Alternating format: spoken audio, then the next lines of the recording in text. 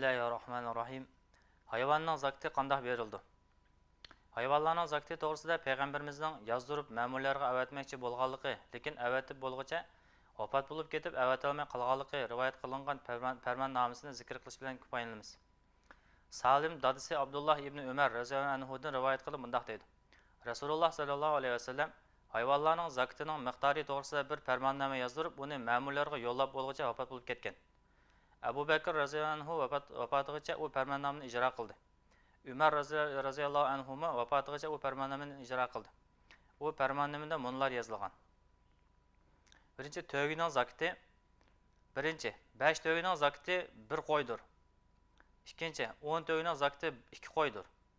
Uchinchi 15 to'yning zakati 3 qo'ydir. To'rtinchi 20 to'yning zakati 4 qo'ydir.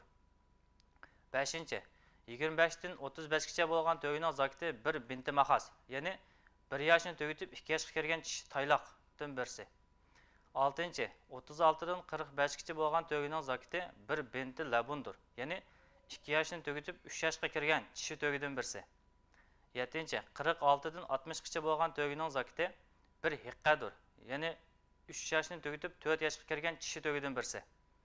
8-chi 61 dan 75 gacha bo'lgan to'yning zakati 1 jazadir.